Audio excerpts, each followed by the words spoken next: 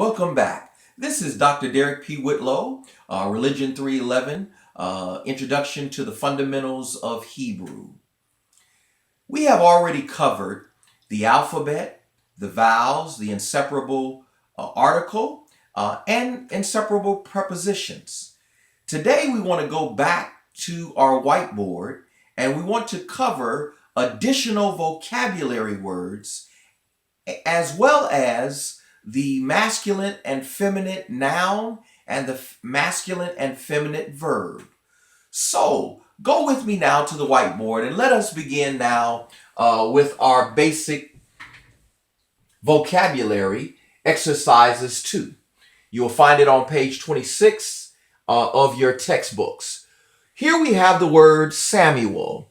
It would be Shemuel, Shemuel, Shemuel, which would be the Hebrew word for Samuel.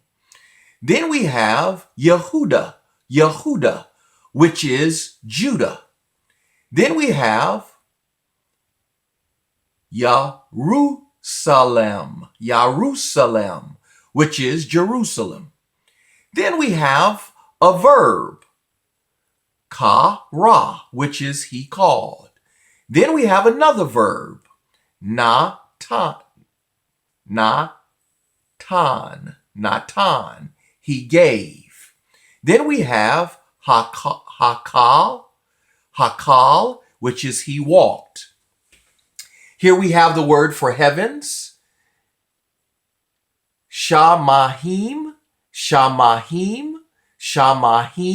heavens, also known as realms.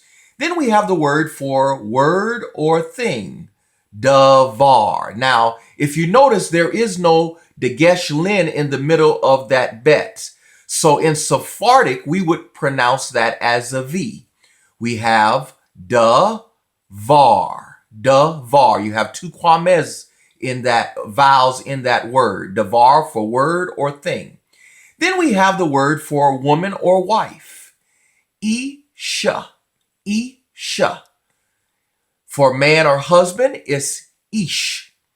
So for man is ish, and for woman is isha. Then we have the word for not or no, lo, lo. And again, as you can see, you have any vowel that would come above the aleph or underneath it, it would take the sound of that vowel as we discussed before. Here we have another word for a people or people,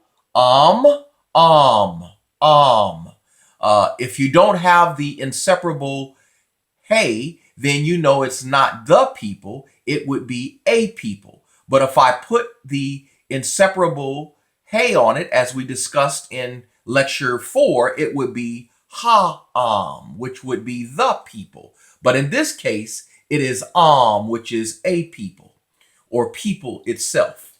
Here we have a very important word for Yahweh. Actually, in Hebrew, we regard this as the kev, the kivev, which is Yahweh, which is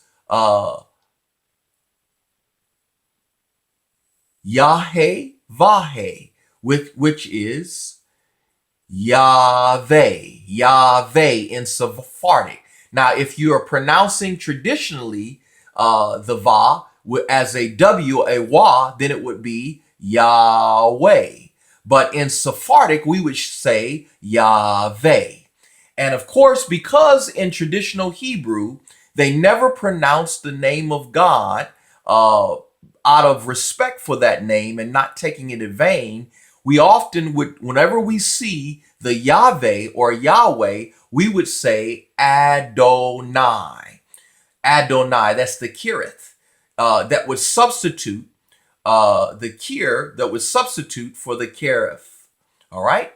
Then if you see this next vocabulary, it is the mem with the sere under it. If it's connected to a Hebrew word, it's from. It's me. So if I say me sus being horse, that would be from horse, right? Or if I say me Jesus, it would be what? from the horse. All right. Here we have the word for lion. Ari, Ari, Ari. And then we have the word for Edom, as in the Edomites. Again, we have the sere under the aleph, which it would take the sound of the vowel because the aleph is a guttural letter. And so it would be Edom, Edom, Edom, Edom, Edom. So that would be the word for Edom. Now, let us talk a little bit more about the masculine and feminine nouns, and then we'll go to the masculine and feminine verbs. If we look here, anytime you have a masculine singular verb, it would take its regular form. In this case, we have samek, and we have the long vowel saruk, which is a U, and then we have the samek. So that is pronounced sus, sus. That is the masculine singular word for horse.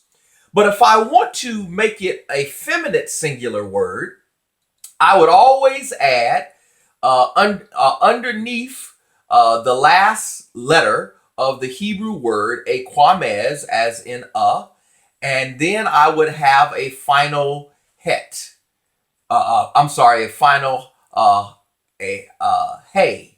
So we have the kwamez and a final hey. So I would take sus and I would add a kwamez and a final hey. So instead of the masculine form of sus, it would be susa, susa. Susa would be mare and sus would be horse. And we would use that similar form on any masculine and feminine singular words in Hebrew. Here, as in your vocabulary, you have ish, right? You have the aleph, and then you have the, which is a guttural letter, and then you have the Hirik yod, which makes the I sound, as in I. And then, of course, you have the last letter of that, which would actually be the shin, right? So you have ish. That's the masculine word for man. All right? Masculine singular word for man. But if I put the kwamez and the ending hey on it, then I would make it feminine singular. So it would be isha, isha. So man is ish and woman is isha. All right? Now let's go to the verbs. Before we go to the verbs, let's continue with the nouns. We have prophet. Prophet would be navi, navi. Now, some people say nabi, nabi, but we're pronouncing the Sephardic. So that the bet that does not have the degesh lin in it would be pronounced as a v, navi. But if I add again the kwamez and the final hey on it, it would be navia, navia, navia, which is prophetess. Here we have king, as in melik. And then if I add the kwamez and the final hey, then I would have malikal, malikal, which is queen, which is queen.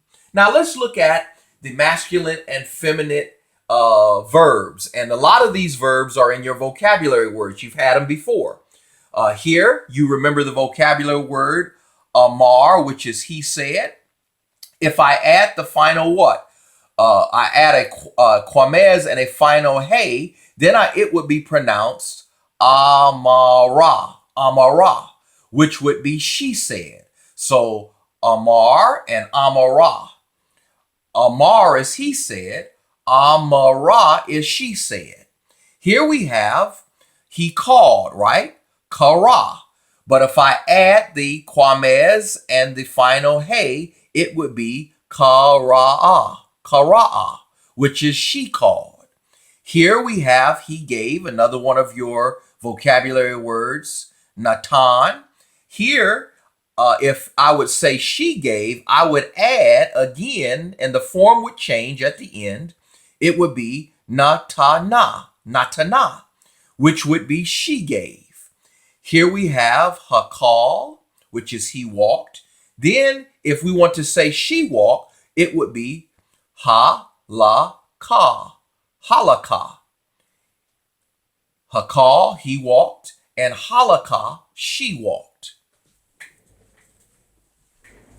You have now been introduced to the masculine and feminine nouns in the singular context, and also the masculine and feminine verbs. And we also added additional vocabulary words. You can find those vocabulary words in exercises 2 in Green's book, A Practical Grammar of Classical Hebrew.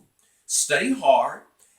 This week I will post your first exam, which will cover alphabets, basic vocabulary words, and vowels. Study hard, work hard, and it will pay off in the end.